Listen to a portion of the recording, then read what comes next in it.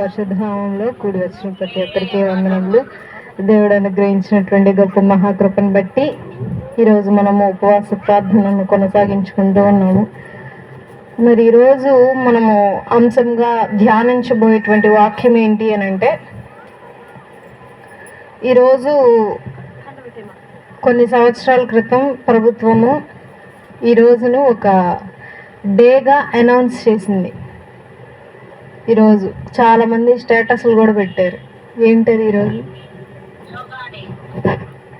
Yoga day, international yoga day. ఈరోజు స్టేటస్లో చూస్తే మన సూర్యలంక బీచ్లో కూడా చూస్తే బీచ్ ముందు పెద్దగా మ్యాట్స్ అన్నీ వేసి వరుసగా పెద్ద సైజులో అందరూ కలిసి యోగా ఆసనాలు వేసి ఉన్నారు. మనం అది మీడియాలో చూసాము.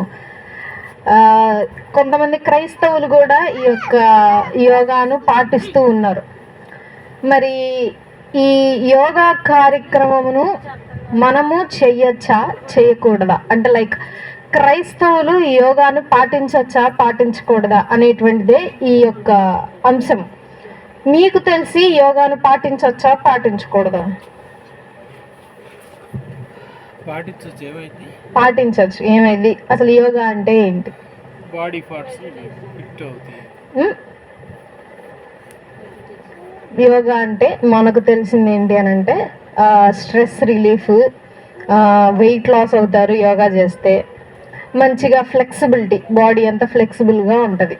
సో యోగా చేయటం మంచిది. గర్భధారణ సమయంలో కూడా స్త్రీలతో కూడా చేయిస్తారు యోగాసనాలు. ఎందుకు అని అంటే, ఒకటి ఫ్రీ డెలివరీ అవ్వటానికి, బిడ్డ జ్ఞానవంతంగా మారటానికి యోగాలు చేస్తూ ఉంటారు. సో యోగా అనేటువంటిది ఒక ఆరోగ్య సూత్రం మాత్రమే అని చెప్పి మనము దాన్ని కొనసాగిస్తూ ఉంటాం. సో అసలు యోగా అంటే ఏంటి అనేటువంటిది ఈరోజు మనం గమనించబోతున్నాం. యోగాను పాటించవచ్చా పాటించకూడదా క్రైస్తవులు? అయితే అసలు యోగా ఏంటి అని అంటే, అదొక ఆరోగ్య సూత్రమైనది కాదు, కానీ అది మతానికి సంబంధించింది. ఆరోగ్యానికి సంబంధించింది కాదు, కానీ మతానికి సంబంధించింది. ఎట్లా మతానికి సంబంధించింది అని అంటే, కొన్ని పురాణాలలో ఈ యోగా గురించి వ్రాయబడి ఉంది. కొన్ని దేశాలు అవి పట్టించుకో ఈ యోగా గురించి, కానీ మనం మాత్రమే యోగా గురించి ఒక పెద్ద ఫంక్షన్ లాగా చేసుకుంటూ యోగా చేస్తూ ఉంటాం. కానీ కొన్ని దేశాలు తలెత్తి కూడా చూడవన్నమాట ఈ యొక్క యోగా గురించి. అయితే ఈ యోగా ఏ ఏ గ్రంథాల్లో ఉంది ఏంటి అనేటువంటిది ఒకసారి ముందడుగు వేస్తే, మనము ఈ యోగా అనేటువంటి పదము సంస్కృతం నుండి తీసుకున్నారు.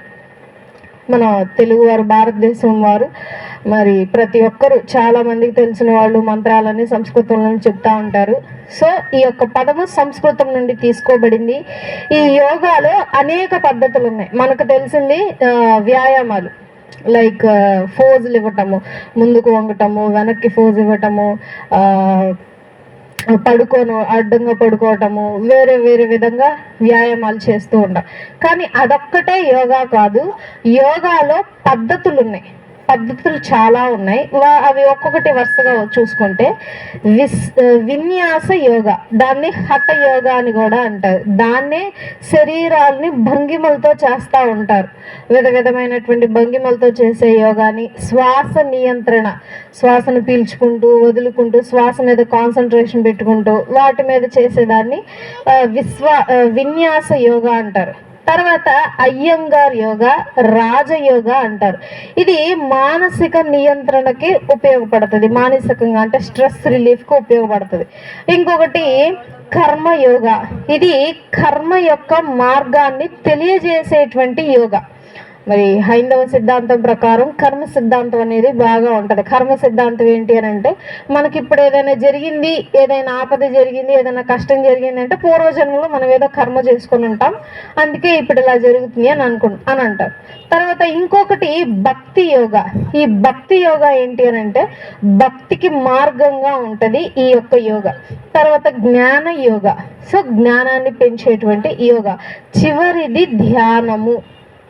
అసలు ధ్యానం అంటే ఏంటి? ఇదే మనం ముఖ్యంగా తెలుసుకోవాల్సింది. ముందు విషయాలన్నీ మనకు ఉపయోగకరమైనవే, కానీ యోగా ముఖ్యంగా ధ్యానానికే దారి తీస్తుంది. అంటే యోగా వ్యాయామాలతో కూడిన ధ్యానం. యోగాని ఏమంటారంటే వ్యాయామాలతో కూడిన ధ్యానాన్ని యోగా అని అంటారు. అసలు ధ్యానం అంటే ఏంటి అంటే ధ్యానం అంటే ఏంటి అని అంటే మన మనస్సు, శరీరము, ఆత్మ అన్నిటినీ కలిపి బ్రహ్మ అనేటువంటి దేవుడితో ముడిపెట్టడం. మన మనస్సు, శరీరము, ఆత్మని మొత్తాన్ని కొన్ని దాంట్లో మీరు చూస్తూ ఉండొచ్చు, ఇక్కడ నుండి పాయింట్స్ ఉంటాయి వరుసగా. ఇది లాస్ట్ పాయింట్ అంటారు ఈ పైన ఉండేదాన్ని. ఇవన్నీ ఇంద్రియాల కిందకు వస్తాయి. వీటన్నిటిని జయించుకుంటూ రావాలట. మా కాలేజ్లో సుధీర్ సార్ అని ఆ సార్ చెప్తా ఉండేవాళ్ళు ఈ మెడిటేషన్ గురించి. సో దాన్ని పైన ఉన్న దాన్ని ధ్యానం అంటారు. ఇక అది చివరి వ్యాయామం అంటారు యోగాలో. అయితే మనస్సు, శరీరము, ఆత్మ మూడిటిని కలిపి బ్రహ్మ అనేటువంటి దేవునితో ముడి కలిపితే మోక్షం కలుగుతుంది. మోక్షం అంటే రక్షణ, మోక్షం అంటే విముక్తి. కాబట్టి యోగా ఎందుకు చేస్తారు? ఆరోగ్యం కోసం కాదు, ఎందుకు? మోక్షం కోసం చేస్తారు. అంటే మోక్షం లేని వారికి మోక్షం కలగటానికి చేస్తారు. మోక్షం అంటే ఏంటి అని అంటే సమస్యల్లో, బాధల్లో, పాపాల్లో చిక్కుకున్న వాళ్ళని విడిపించటాన్ని మోక్షం అంటారు. మనకు అవసరమా మోక్షం? బైబిల్ ప్రకారం కొన్ని వచనాలు గమనిద్దాం మోక్షం గురించి. మోక్షం అంటే రక్షణ. ఎఫెసీయులకు రాసిన పత్రిక 2వ అధ్యాయము 8 నుండి 9 వచనాలు. ఎఫెసీయులకు రాసిన పత్రిక 2వ అధ్యాయము 8, 9 వచనాలు. మీరు విశ్వాసము ద్వారా కృపచేతనే రక్షింపబడి ఉన్నారు. ఇది మీ వలన కలిగినది కాదు కానీ దేవుని వరమే. సో మనకు రక్షణ ఇటువంటి మోక్షం మనకు అవసరం లేదు. ఎందుకు అనంటే ఆల్రెడీ మనము రక్షింపబడి ఉన్నాము. ఆల్రెడీ దేవుడు తన రక్తంతో మనల్ని రక్షించేశాడు. మళ్ళీ మోక్షం ఏంటి మనకి? యోగా చేసేటువంటి ప్రతి ఒక్కరూ ఆలోచించాలి, ముఖ్యంగా క్రైస్తవులు. ఇదేదో పెద్ద పండగ అన్నట్టుగా కొనసాగుతున్నారు కానీ ఇది ఒక ఆచారం, హైందవులు పాటించేటువంటి ఆచారం. సో మోక్షం అంటే ఏంటి అని అంటే పాపిగా ఉన్నటువంటి వ్యక్తి ఆ యొక్క బ్రహ్మతో ముడిపడిన వెంటనే దేవునితో అంటుకట్టుబడి ఉంటాడు కాబట్టి రక్షణ పొందినట్టు. ఆ మనిషికి విముక్తి వచ్చేసింది. విముక్తి వచ్చిందంటే ఇక ఆ మనిషికి ఇంకేం అక్కర్లేదు అన్న విధంగా భావిస్తారు. కానీ క్రైస్తవులకి మోక్షం ఎప్పుడో వచ్చేసింది. 2000 సంవత్సరాల క్రితం యేసుక్రీస్తు ప్రభువు భూమి మీదకి వచ్చి మన కొరకు మరణించి సిలువ మోసి అన్ని నిందలు, అవమానాలు పొంది రక్తాన్ని ప్రోక్షించి రక్షణ అనేటువంటి మోక్షాన్ని మనకు ఆల్రెడీ ఇచ్చేసి వెళ్ళిపోయాడు. అయినా సరే మనం ఇది చేసామనుకో చీకటిలో వెలుగును వెతుక్కున్నట్టు ఉంటది ఈ యొక్క ప్రక్రియ. చీకటిలో వెలుగును వెతుక్కున్నట్టు ఉంటుంది ఈ ప్రక్రియ. కాబట్టి ఈ యొక్క యోగా ముఖ్య ఉద్దేశం ఏంటి అని అంటే ఈ యోగా మోక్షానికి దారి తీస్తుంది. ఇంకా రక్షణ గురించి మనం కొన్ని వచనాలు చూద్దాం. యోహాను సువార్త 14వ అధ్యాయము. యోహాను సువార్త 14వ అధ్యాయము 6వ వచనము. యోహాను సువార్త 14వ అధ్యాయము 6వ వచనం. యేసు నేనే మార్గమును, సత్యమును, జీవమును, నా ద్వారానే తప్ప ఎవడును తండ్రి యొద్దకు రాడు. ఇక్కడ వీళ్ళ ఆచారం ప్రకారం మనసు, శరీరము ఏకము చేసుకొని కొన్ని ఇంద్రియాలను అలర్ట్ చేసుకొని తర్వాత బ్రహ్మతో ముడిపడితే ఇంత ప్రక్రియ జరిగితే మనకు మోక్షం జరుగుతుంది. కానీ దేవుడు అంటున్నాడు నేనే మార్గము, నేనే సత్యము, నేనే జీవము. కాబట్టి నా ద్వారా తప్పితే ఎవరు తండ్రి యొద్దకి ప్రవేశించలేరు. అంటే నా ద్వారా తప్పితే రక్షణ ఇంకెవరి ద్వారాను కలుగదు అని చెప్పి దేవుడు మనకు తెలియజేస్తూ ఉన్నాడు. తర్వాత అపోస్తుల కార్యములు 4వ అధ్యాయము 12వ వచనం. అపోస్తుల కార్యములు 4వ అధ్యాయము 12వ వచనం.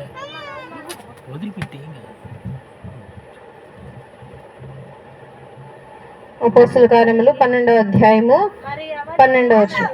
మరి ఎవరి వలనను రక్షణ కలుగదు, ఈ నామముననే మనము రక్షణ పొందవలెను గాని ఆకాశము కింద మనుషులలో ఇయ్యబడిన మరి ఏ నామమున రక్షణ పొందలేమని అని.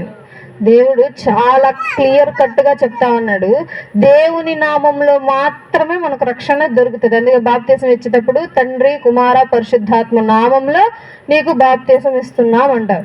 సో ఆయన నామంలో తప్పితే ఇంకెవరి నామంలోనూ రక్షణ కలుగుదు అని చెప్పి దేవాది దేవుడు మనకు తెలియజేస్తూ ఉంటే, మనము ఇంకొక విధంగా రక్షణ ఎలా దొరుకుతుంది, ఇంకెవరి నామంలో దొరుకుతుందో అని చెప్పి చీకటిలో మనం ఇంకా వెలుగుని వెతుకుతూ ఉన్నాం. ఆల్రెడీ వెలుగు మనకి దయచేసి ఉంటే. తర్వాత ఎఫ్ఎస్సీలకు రాసిన పత్రిక అయిపోయింది కాబట్టి రోమీలకు రాసిన పత్రిక 12వ అధ్యాయము 2వ వచనము. రోమీలకు రాసిన పత్రిక 12వ అధ్యాయము 2వ వచనం. మీరు ఈ లోక మర్యాదను అనుసరింపక ఉత్తమమును అనుకూలమును సంపూర్ణమునయున్న దేవుని చిత్తమేదో పరీక్షించి తెలుసుకొనున్నట్లు మీ మనస్సు మారి నూతనమగుట వలన రూపాంతరము పొందుడి. అదే ప్రతి ఒక్కరు చేయవలసింది. బాప్తిజం తీసుకున్న వెంటనే, క్రైస్తవుడిగా మారిన వెంటనే ప్రతి ఒక్కరు రూపాంతరము చెందాలి. సో ఏంటి ఆ రూపాంతరము చెందేది అని అంటే, ఈ లోక మర్యాదలను అనుసరింపక ఆచరింపక ఉత్తమమైనదేదో ఏది కరెక్ట్ గ్రహించి వాటిని తెలుసుకొని దేవుని చిత్తం ఇది కాదా అవునా అని తెలుసుకొని వాటిని పాటిస్తే అప్పుడే నువ్వు రూపాంతరం చెందినట్టు. రూపాంతరం అంటే నువ్వు మారినట్టు, పాపల నుండి పక్కకు తొలగినట్టు, లోకంలో నువ్వు వేరుగా కనిపిస్తూ ఉన్నట్టు. దేవుడు కూడా అలాగే కనిపించాడు అప్పటికి ఇప్పటికి. ఇంకొకటి చూద్దాం, కీర్తనల గ్రంథము 1వ అధ్యాయము 2వ వచనం. కీర్తనల గ్రంథము 1వ అధ్యాయము 2వ వచనం. యెహోవా ధర్మశాస్త్రమునందు ఆనందించుచు దివారాత్రములు ధ్యానించువాడు ధన్యుడు.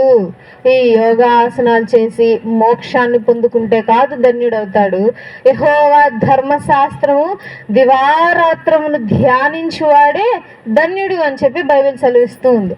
అయితే ఈ యోగా గురించి ఆ హిందూ గ్రంథాల్లో ఏమేమి ఎక్కడెక్కడ రాసి ఉన్నాయో ఒకసారి గమనిద్దాం మనం.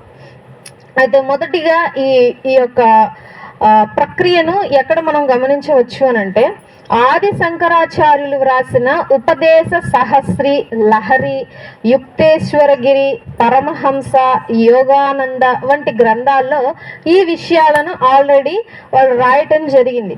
ఇంకొకటి, శివుడు సప్త ఋషులకు యోగ రహస్యాలు బోధించాడు. ఈ యొక్క శివుడు, దేవుడు అనేటువంటి శివుడు సప్త ఋషులకు యోగ యొక్క నిధులు విధులు, యోగాని ఏ విధంగా ఆచరించాలి, వీటన్నిటినీ ఆయన యోగులకు తెలియజేశారు అని చెప్పి వ్రాయబడ్డం కూడా జరిగింది. రాముని కులగురువు వశిష్ఠుడు రామునికి బోధించిన సర్వ జ్ఞానాల సారమే యోగ వశిష్ఠగా చెప్తారు.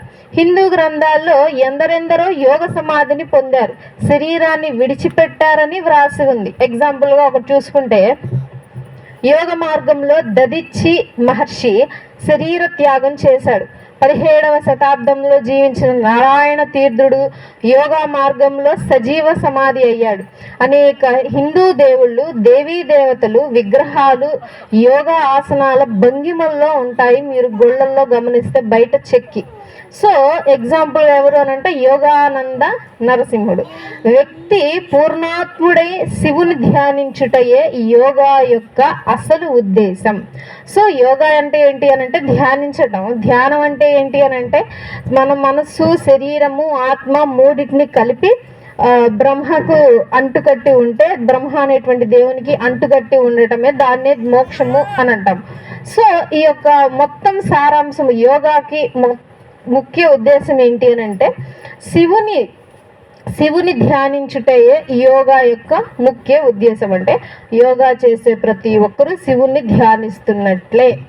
ఇప్పుడు మనం చాలా మంచి ఎగ్జాంపుల్గా చెప్తా. ఇప్పుడు ఏమీ లేదు, సింపుల్ ఎగ్జాంపుల్ ఏంటి అని అంటే, ఇప్పుడు మనిషి బాడీ ఉంది, మనిషి స్పైనల్ కార్డ్ అంటే వెన్నుముక్క ఉంది. ఎగ్జాంపుల్గా వెన్నుముక్క ఎందుకు ఉపయోగపడిద్ది? నుంచోటానికి, కూర్చోటానికి, ఇలా వంగటానికి ఉపయోగపడుతుంది. అదే దాన్ని ఇప్పుడు వెనక్కంటే ఇప్పుడు యోగాసనాలు అంతేగా ఉండేది. ఇప్పుడు ఇది ఉంది పౌచ్, దీన్ని ఇట్లా ముయ్యటం తీయటానికి ఉపయోగపడుతుంది. అదే నువ్వు ఇట్లా అంటే పనికి వ్యతిరేకంగా చేస్తే ఏమవుతుంది? అనారోగ్యం తప్పితే ఏమన్నా వస్తుందా? రాదు. కానీ దాన్నే ఫ్లెక్సిబిలిటీ అంటుంది ఈ యోగా. అంతేనా? ఇట్లా మొత్తం బెండ్ అవుతుంది. ఎంత ప్రెజర్ పడుతుంది వెన్నుముక్క మీద. కాబట్టి ప్రతి ఒక్కరూ ఆలోచించవలసింది, అసలు యోగా ఎందుకు చేస్తారు? నేను చాలా మంది స్టేటస్లు చూశాను, అదేదో సరదాగా, అదేదో హ్యాపీగా, అదేదో ఆటలాగా చేస్తున్నారు అనమాట. కానీ యోగా అంటే ఉద్దేశం ఏంటో మనం ఖచ్చితంగా తెలుసుకోవాలి. తర్వాత ఇంకా ఎక్కడెక్కడ ఉన్నాయనంటే సత్సత్స జాతీయ భాష్యంలో శంకరుడు చెప్పాడు. శంకర భాష్యం ఇదే చెప్తుంది. ఏమని అంటే యోగా చేయటం శివుణ్ణి ధ్యానించటమే అని. భగవద్గీత, ఉపనిషత్తులు వంటి హిందూ గ్రంథాల నుంచి యోగాసనాల సారాంశాన్ని శ్రీ అరబిందో గారు గ్రహించారు. తర్వాత బౌద్ధ బోధనలో బుద్ధుడు ఉన్నాడు కదా, సిద్ధార్థ బుద్ధుడు, ఆయన కూడా యోగా చేశాడు. కానీ ఇలా భంగిమలు చేయలేదు.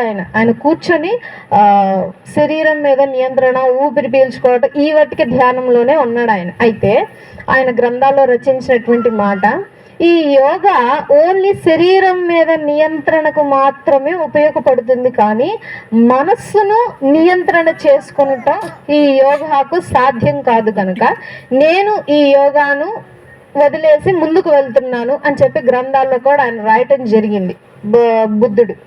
తర్వాత యోగా అనేది హిందూ రిలీజియంలో శూన్యము, సమాధి, మోక్షము వంటి ముఖ్యమైనవి అని చెప్పి యోగా మనకు తెలియజేస్తా ఉంది.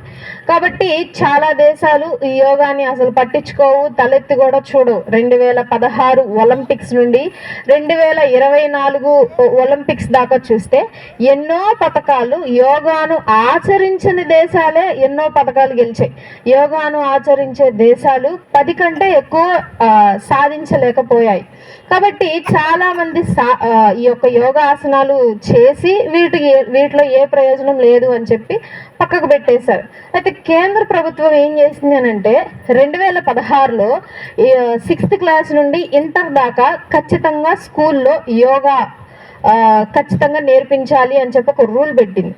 తర్వాత 2021 సెప్టెంబర్లో కేంద్ర ప్రభుత్వంలో ఉద్యోగులు ఖచ్చితంగా యోగా బ్రేక్ లేకపోతే యోగా ప్రోటోకాల్ అనేటువంటి పద్ధతిని ఖచ్చితంగా కొనసాగించాలి అని చెప్పి ఒక జీవో పాస్ చేసింది గవర్నమెంట్. సో ఈ యొక్క కార్యక్రమాన్ని చేస్తున్న ఎవరో కూడా మనకు తెలుసు. కాబట్టి ఇవి ఎందుకు చేస్తున్నారు? కొంతమంది అయితే ఇవి ఇష్టం లేకపోయినా కానీ కావాలని బలవంతంగా కూడా చేస్తూ ఉన్నారు. అయితే చాలామంది అంటూ ఉన్నారు, భారతీయులు అయితే ఖచ్చితంగా యోగా చేయాలి. కానీ యోగాకు భారతదేశానికి సంబంధం లేదు. We are all Indians. కానీ ఈ యోగా మతపరమైనది. ఇప్పుడు మన మతంలో చేసే ఇంకో మతంలో చేయమంటే చేస్తారా? చేయరు. కాబట్టి యోగా అనేది మతపరమైనది కానీ భారతదేశానికి సంబంధించింది కాదు. సో చాలా మంది సో కాల్డ్ భారతీయులు అంటారు. వాళ్ళు అంటే సో కాల్డ్ భారతీయులు అంటే పైన భారత భక్తిని చూపించేవారు. సో వారు ఎక్కువైపోయి, వారి యొక్క ఆచారాలు, వారి యొక్క మాటలు ఎక్కువైపోయి, వారి బెదిరింపులు ఎక్కువైపోయి చాలా మంది భయపడి లోనయ్యి యోగాసనాలు చేస్తూ ఉన్నారు. కాబట్టి యోగా గురించి మనం తెలుసుకోవాల్సిన విషయాలు చాలా ఉన్నాయి. సో యోగా అనేటువంటిది మతానికి సంబంధించింది.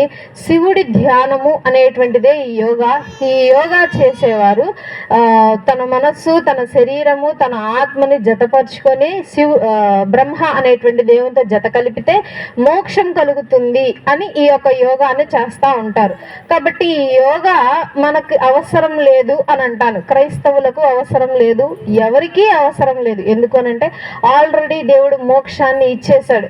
ఇజ్రాయేలీలకి మోక్షాన్ని ఎప్పుడో ఇచ్చాడు, వారిని తీసుకువెళ్ళి కానాన్ దేశానికి నడిపించాడు. అలాగే ప్రపంచంలో ప్రతి బిడ్డకు, పుట్టబోయే బిడ్డకు కూడా దేవుడు ఆల్రెడీ మోక్షాన్ని ఇచ్చేశాడు. సో మనము ఇప్పటికీ యోగా చేశాము అనంటే చీకట్లో వెలుతురుని వెతుక్కుంటుంటే ఉంటది మనం చేసేటువంటి ఈ ప్రక్రియ. ఆల్రెడీ దేవుడు వెలుగుగా మన కంటి ముందు మన పాదాలకు తోడై ఉన్నాడు. అందుకే దేవుడు అంటున్నాడు, నా ద్వారా తప్ప మరి ఎవరి ద్వారాను మీరు తండ్రి యొద్దకు చేరలేరు. ఏ నామమున ఎవరు రక్షింపబడలేరు, ఆయన నామం ద్వారానే రక్షింపబడతారు. ఆయనే మార్గము సత్యము జీవమునై ఉన్నాడు. కనుక ఈ యొక్క ఆచారమును ఫస్ట్ ఒకసారి గ్రహించి ఎందుకు ఎలా చేస్తారు, ఏ ఉద్దేశంతో చేస్తారు అనేది తెలుసుకొని ఈ యొక్క ప్రక్రియను ప్రతి ఒక్కరు కొనసాగించాలి, ఆలోచించాలి, గ్రహించాలి, తెలుసుకోవాలని చెప్పి మనవి చేస్తూ చిన్న మాటలు దేవుడి వినికిల్లో దీవించి ఆశీర్వదించును గాక. ఆమేన్. అందరి తలలోంచి కళ్ళు మూసుకున్నట్లయితే ప్రార్థన చేసుకుందాం. మమ్మల్ని మిక్కిలిగా ప్రేమించిన మా ప్రియ పరలోకపు తండ్రి, నీవు చూడండి గొప్ప దినం బట్టి సమయం బట్టి వందనములు స్తుతులు స్తోత్రము ప్రభువా. నిన్నటి వరకు మీరు రకం కాపుదల్లో భద్రపరిచి మా జీవితంలో ఇంకొక రోజును అనుగ్రహించారు. వందనములు. ఎంతో మంది రోజు చూడలేక నశించిపోవచ్చుండగా మీరు మమ్మల్ని లాగు చేయకుండా మమ్మల్ని ఇప్పటికీ సజీవులకు ఉంచినందుకు వందనములు. నా తండ్రి ప్రభువా, ఈరోజు మాకు తెలియజేసినటువంటి వాక్యాంశమును బట్టి వందనములు. యోగా దినోత్సవమును జరుపుకోవచ్చా లేదా అనేటువంటి లోతైన విషయాలు మాకు తెలియజేసి ఉన్నారు. వందనములు. నీ ద్వారా తప్ప ఎవరి ద్వారాను తండ్రి వద్దకు చేరలేరన్న విషయాన్ని మాకు తెలియజేసి ఉన్నారు. వందనాలు. అట్టి విధమును బట్టి వందనాలు. నా తండ్రి ప్రభు, మేము కూడా ప్రతి విషయమును గుడ్డిగా నమ్మకుండా ముందడుగు వేయకుండా ప్రతిదీ ఆలోచించుకొని ముందడుగు వేసే కృపను మాకు అనుగ్రహించండి తండ్రి. నీకే స్తోత్రాలు వందనాలు స్తుతులు చెల్లించుకుంటూ ఇంత గొప్ప మర్మాన్ని మాకు తెలియజేసిన విధానం బట్టి వందనములు. ఈ యొక్క మర్మము తండ్రి ప్రభు వినబోయేటువంటి ప్రతి ఒక్కరికి తేటగాను తండ్రి ప్రభు వారి కళ్ళు తెరుచుకునే విధంగా ఉండి కృపను అనుగ్రహించండి నా తండ్రి. ఇటువంటి మర్మములు ఎన్నో మాకు తెలియజేయమని వేడుకుంటున్నాం. నీ యొక్క భక్తులు ఇంకా ముందుకు వెళ్ళి ఎదిగే కృపను మాకు అనుగ్రహించండి. రేపు జరగబోయేటువంటి పరిచర్ల ఆది నుండి అంతవరకు అధ్యక్షత వహించమని, మా యొక్క మినిస్ట్రీని మీరు జ్ఞాపకం చేసుకొని అభివృద్ధి పరచమని చిన్న ప్రార్థన మీ పాదాలు చెందుకు చేసుకోమని నా ప్రియుడు నా ప్రియరక్షకుడు అయినటువంటి యేసుక్రీస్తు వారి పరిశుద్ధ నామములో ప్రార్థించి స్తుతించి బ్రతిమాలుకుంటూ పొంది ఉన్నాము తండ్రి. ఆమేన్. మా తండ్రి దేవుని ప్రేమయు కుమారుడైన యేసుక్రీస్తు ప్రభువారి కృపయు పరిశుద్ధాత్మని అన్యోన్య సహవాసము మనందరికీ ఎల్లప్పుడూ తోడైండి నడిపించును గాక. ఆమేన్. అందరికీ వందనాలు.